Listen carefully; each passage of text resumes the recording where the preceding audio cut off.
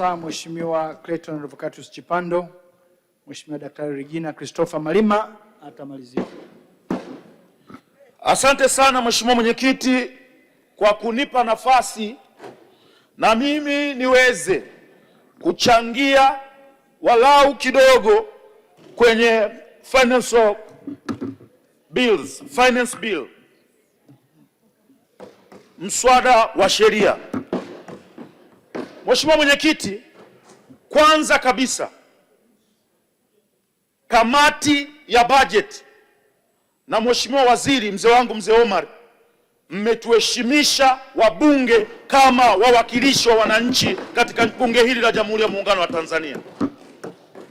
Tumetoa maoni na kuna muda tumetoa maoni kwa ukali, kwa sababu tulikuwa tunajua jambo hili lilikuwa linakwenda kugusa wananchi wetu, na sisi kama wawakilishi wa wananchi ni kazi yetu kukaa humu ndani kuzuia lolote ambalo litaenda kutuletea damage kwa wananchi wetu. Mheshimiwa Waziri, una ngozi ngumu na Mwenyezi Mungu akujalie uendelee hivyo hivyo.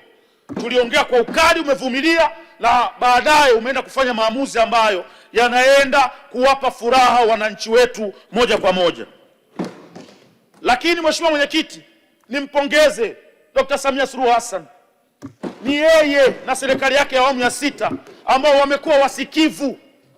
Ukisema serikali sikivu ni pale tunaposema wasikie, na kama tumesema wamesikia, sisi tunakuwa mashahidi kwamba serikali hii ya Dr. Samia Suluhu Hassan ni sikivu.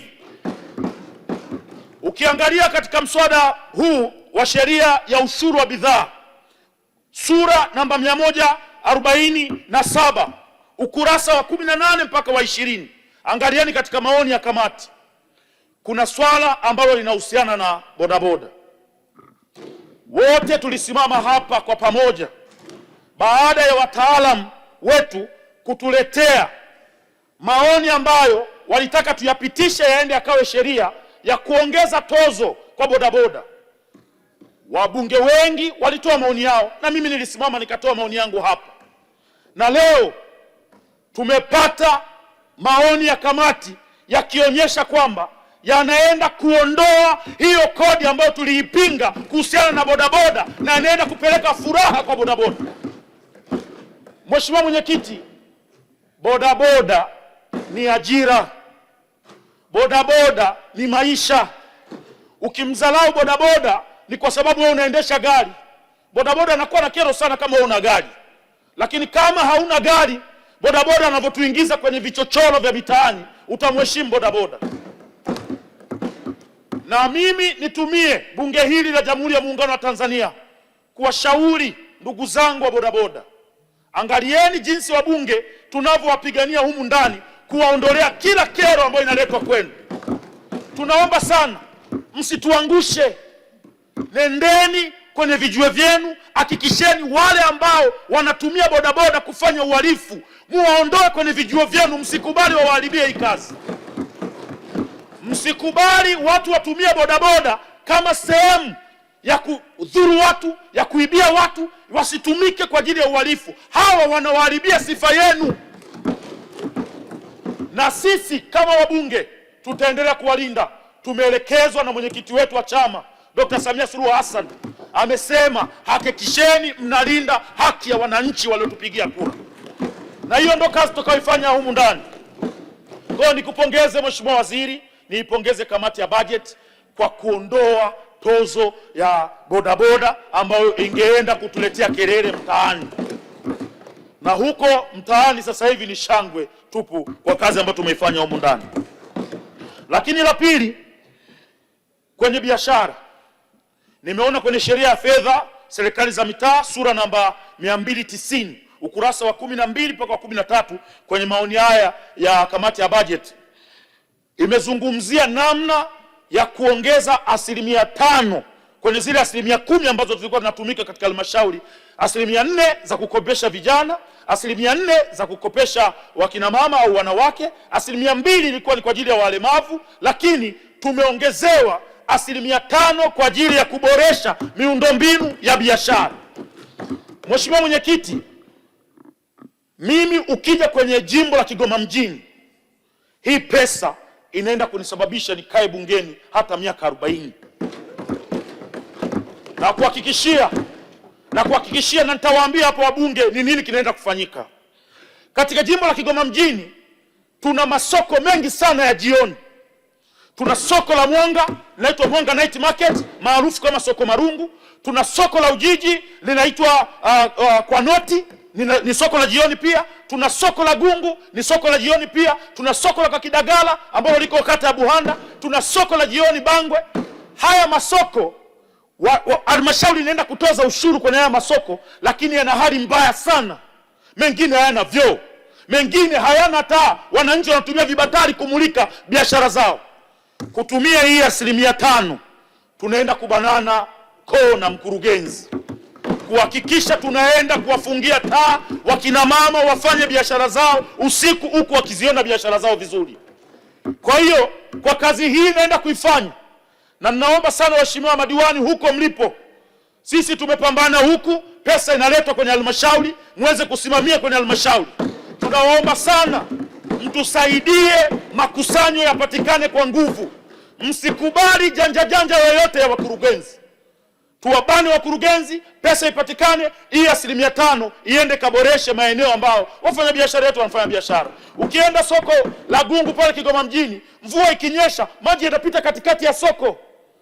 Kwa hela hizi za 5% inatosha kabisa kuzungushia mtaro wa soko ili maji yapate njia ya kupita na asipite katikati ya soko. Na ndio maana nikawaambia kwa namna nitakavyoenda kuzisimamia hizi pesa, na uhakika 100% zitanipa nguvu kubwa huko tunapokwenda. Lingine hapa ndani nimeona limezunguziwa swala la kamari. Kamari. Kwenye nchi yetu ya Tanzania, kamari sio kosa kisheria. Kamari hizi ambazo zimesajiliwa kubeti, lakini kamari za mtani nje ndani mtakamatwa vijana.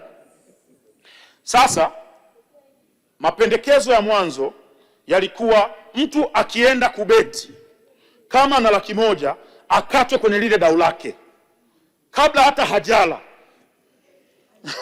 hajapata chochote. Lakini taarifa sasa Keisha, kila nikiongea unatoa taarifa mama, au unatakaga uonekane kwenye hizi video zangu? Mheshimiwa Chipando, kuna taarifa kutoka kwa Mheshimiwa Keisha. Nilikuwa namuomba mzungumzaji declare interest kwenye ile eneo la kamari. Mheshimiwa Chipando, unapokea hiyo taarifa? Mheshimiwa Mwenyekiti, ukiruhusu haya mambo, kwanza siipokei. Ukiruhusu haya mambo ya mimi ni declare kwamba kuhusiana na kamari, na yeye kuna vitu nikimwambia declare hapa vitakuwa ni mambo ya aibu. Ana mambo ya aibu. Nikimwambia declare hapa itakuwa ni vita. Kwa hiyo all in all, mimi najua ni rafiki yangu ananitania. Mheshimiwa Chipando, muda umeisha, lakini malizia, ulikuwa hujamaliza ile sentence. Yes. Watu wanaobeti, Mheshimiwa Mwenyekiti, nadhani wabunge wengi hapa hawana elimu ya kubeti. Mimi nimebeti sana. Wala kama alikuwa nataka hiyo kwa nimwambie, nimebeti sana, najua. Watu wengi hawana elimu ya kubeti. Kwenye betting, Mwenyekiti, mpaka sasa hivi mtu akila mkeka anakatwa hela. Akipata, kwa mfano ameweka 10,000, akipata 200,000 anakatwa karibia kama 24,000 hivi kama sikosei. Anakatwa. Kuna mkeka wangu kabla sijawa mbunge nilipata kama milioni 100 na kitu. Hela. Taarifa Mheshimiwa. Mheshimiwa anamalizia mchango wake. Kwa hiyo haya mapendekezo ya kamati ya kuondoa yale makato kwenye mtu anapobeti na kuyapeleka pale ambapo mkeka wake utakuwa umetiki kwenye ile faida anayoichukua agawane na serikali, mimi naipitisha 100%. Mmefanya mambo sahihi. Asante. Na hapa niwaambie vijana wetu, kamari sio mchezo mzuri sana. Sio mchezo mzuri sana. Lakini kwa sababu wanapata pesa kihalali, hawamkabi mtu, na sheria za nchi yetu inaruhusu watu waendelee kubeti, tunaomba mnapotandika mikeka tandikeni kwa uzuri ili mnapopata faida na serikali iokote humo. Mheshimiwa Chipando, basi kwa kusema haya, Mheshimiwa Mwenyekiti, nawapongeza sana kamati ya budget, nampongeza sana Mheshimiwa Waziri Mzee Omari, nampongeza sana Dr. Samia Suluhu Hassan kwa kutupa furaha. Mimi kama mfalme wa bodaboda hivi naamini 100% naenda kukanyaga Kigoma mjini pale tarehe 27 ni mapokezi makubwa ya bodaboda kwa hichi ambacho kimefanywa na serikali ya awamu ya 6. Asante sana mheshimiwa. Naunga mkono hoja kwa 100%. Asante sana.